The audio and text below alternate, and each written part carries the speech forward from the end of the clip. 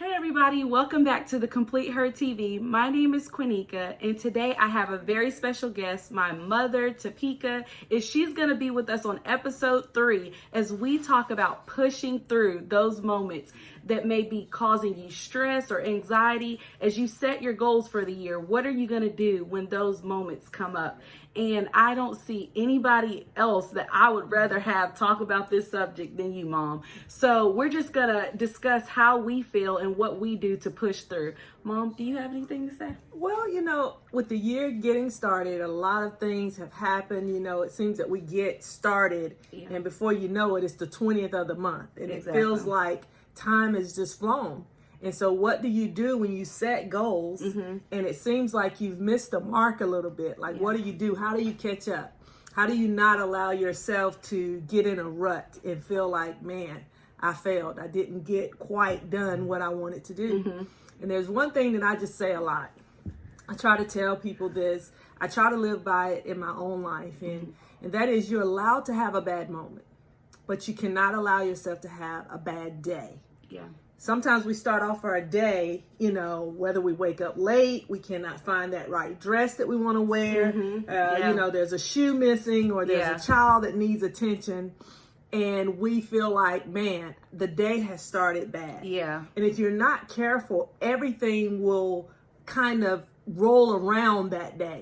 It will roll around that bad moment, that bad decision, whatever it is. Exactly. And you have to say, okay, I have to regroup here. I have to start again, stop what I'm doing, refocus, and get my day back on track. Yeah.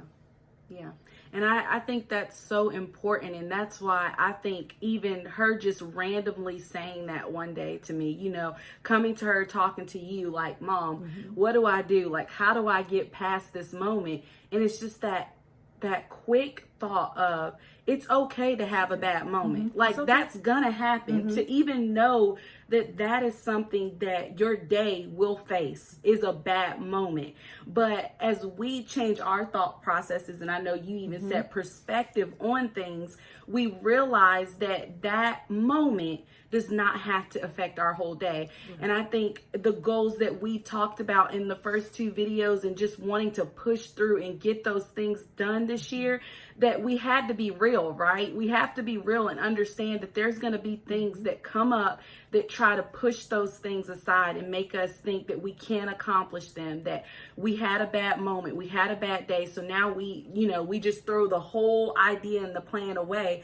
But I know you talked to me about perspective, changing our perspective. How do you feel about that? Well, it's almost like you have to expect that something is going to go wrong. There's no such thing as a perfect day. Yeah. But if you change your perspective about what it is you're currently going through, if you can see, and I know this may sound cliche, but if you can see the good in everything, if you can see the blessing in everything, whether it's, oh my goodness, I have to take another child to another practice, or I have to do another project at work. If you look at all of that as a blessing, like, I get to do this. Yes. This is a privilege for me to do this.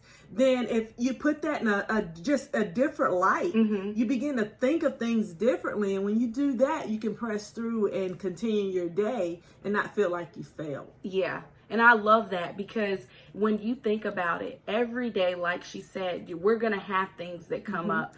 Every day. And if I wake up in the morning and I think to myself, and especially with the planner that we talked about last week, how you're planning your day the day before. Right. So you already know what you have to accomplish, but almost in that time frame, thinking to myself, something may not go right. Something may change. What may be a hiccup for today, and preparing yourself for that, but also waking up with the mindset of, first of all, taking ourselves to God, praying, seeking Him for our day, and asking Him to give us the strength for the day. But also, when those moments come, asking Him to be there with us to help us through those moments, and understanding that, like you said, it doesn't have to affect the whole outcome of the day. And I think that to me has become so important in my day-to-day life. It's like, okay, Quineka, you know something may go wrong. Like she said, you may have to stay over at work a little bit longer, or your Monday may seem like it's a whole week in one day. Like I've had that so many times. But to have that mindset that I get to do these things. I get to be a mom. I get to have a job that I love and I care about other people and pour out to other people. I get to do that. I get to be a light to other people.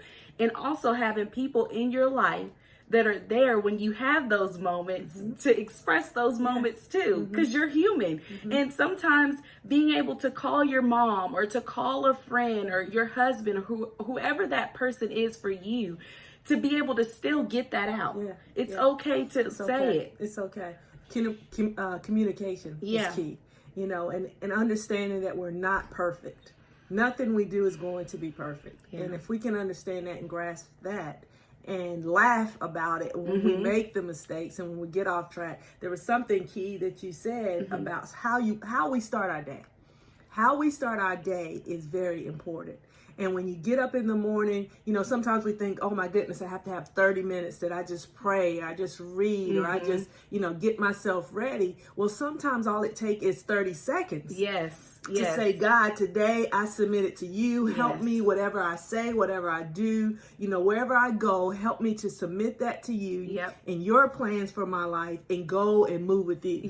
You know, so let's stop putting ourselves in this box of having to start or have this perfect day. Yes, we plan, and thank God for this planner, because it is key to help us look back on our year and say, man, I accomplished this, I was able to do that.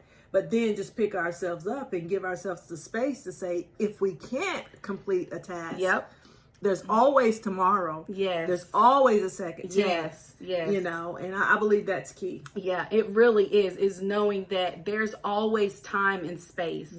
And when you effectively do that planner, or even just think about how you map out your day, I've even realized this week that I can plan out times, but if I don't do it at 3 o'clock like I planned on doing it, if it's a task that I can do at 8:30 when Ari goes to bed, then that pulls the pressure off of me to, set a plan. But if it doesn't go exactly the way I want it to go, that I can even put it in that day, or like you said, put it into tomorrow, into tomorrow's plan, and just and keep going. I think the biggest reason why I wanted to do this video is to make sure that we all understand that it just keep going. That's the goal, is to keep pushing through, so that at the end of the day, you know that you've accomplished at least just one thing. We know we can accomplish one thing. And whether that's just being a good mom for the day, a good wife for the day, being a light to your boss or to your employees or around you, that is an accomplishment. And those things are just as important. And I know yesterday we were talking about hitting the mark, how sometimes we can put our energy into the wrong areas, and that energy is used on the wrong things. And Mom, how do you feel about that? Well, sometimes it's like you said, we're looking at someone else's target. If you ever, fired a gun and you have a target that you're shooting for. Many times we're looking at someone else's target, shooting for their goals, and when we should be shooting for our goals. And it's so, one of those things that I try to always tell myself is, yes, I am fearfully and wonderfully made. When God made me, he made something perfect. That does not mean I do things perfectly, but that means in him I am perfect. So just because I don't complete something, or I hit the, I'm off the mark with something, does not make me imperfect. It makes what I just tried to do not go as well as I would have wanted it to go. But, once we look at ourselves differently and see ourselves through the eyes of God, then we can, move on to that next task without feeling like we failed because we didn't complete something. And then, like you said, focusing on, we exert all our energy in things that maybe we're just not good at. You know, maybe I'm just not good at cooking. Yeah. You know, Yep. so she cooks a lot. Yeah, you know? I cook. Well, I've cooked for 30 years, so it's one of those things where, man, I'm tired of cooking. Yep. But, you know, when we get to a place where we can be okay with not doing everything perfect, you know, and allowing other people to help us in those areas, I think we will just make, you know, we will make things life so much easier for ourselves and probably for our families and those that love us. Yeah, and I love that, because once again, it's this thing of where you're not strong or where you have a weak point, you can understand that there's somebody that can come in and fill that spot for you, so that you're able to put the right energy into the right places. Yes. And that is so good. So like key. it makes, like you even said, the family dynamic work, the friendship dynamic work, where if a friend is better at something than you are, I mean, ask them. I've learned that it just takes a question, especially even with this area, like, hey, do you know how to do this? I love doing that. Like, I would be more than happy to help you. Or you don't like cooking. Well, somebody else may like cooking in your family and they enjoy it. But all you have to do is ask, and that is one thing, the control. Like, you have to give some of that control up so that you, like I said, can be effective in other places in your life. And I just enjoy watching you do life. I just see that, you know, as we get older and we have people in our lives that really can pour into us and show us areas that they may have learned, that they could have made easier, and express that to you, then you have made so many other things in my life easier, because you've shown me you don't have to stress that. You don't have to like put the wrong energy, put the right perspective on that thing, and then you change it. And I was even telling her about 1 Peter 5:7, how it says, pour out all your worries and your stress upon him and leave it there, for he always tenderly cares for you. And I love that. Like, pour everything that you have out first to God. First, give him everything that you're feeling that, you know, may be stressing or worrying you. And then go to somebody that you can trust and actually get that out.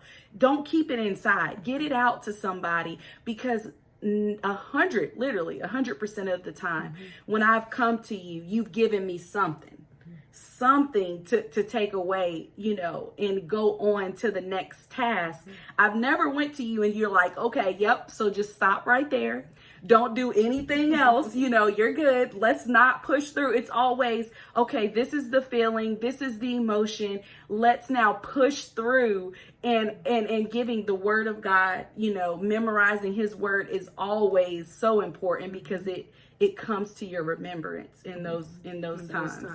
So, I mean, I just thank you, you know, for always pouring into me. And I know that this video is going to help so many of you. And like always, I'm always here for you. I know this topic can be one of those ones that, you know, it could hit a point, you know, where it's like, yeah, that really, it describes what I'm going through. And if you want to talk about it, just, you know, DM me and we can talk. But know that there is always going to be a person that I pray that if you don't have, you will find that you can talk to and just be able to be real and transparent with, and get through those moments, so that at the end of the year, you can say, no, it wasn't perfect. It wasn't the way I may have mapped it out to be, but God was always there, and he always gave me a person to help me get through those moments. So, Mom, do you have anything to end with? You know what? I would just encourage all you out there to find someone, to ask God to show you that person, if you don't already have that person that sees the best in you and your circumstances, your situations, that's going to press you to be better, that will not allow you to have a bad day. They will give you 5 minutes to have a bad moment, but they will not allow you to have a bad day, and they'll walk beside you, and they will help you see exactly who God has created you to be. Yes, thank you so much, Mom, for being my first guest. I couldn't, have a first guest without her because I love her and I appreciate her and everything she's done for my life. And this won't be the last time you see her. She'll be on here again. Let us know how you like this video, and we'll see you next week for episode 4, as Nan, my best friend, comes on and we share our favorite things that we're bringing into 2020. I love you all. Have a great day. Have a great day.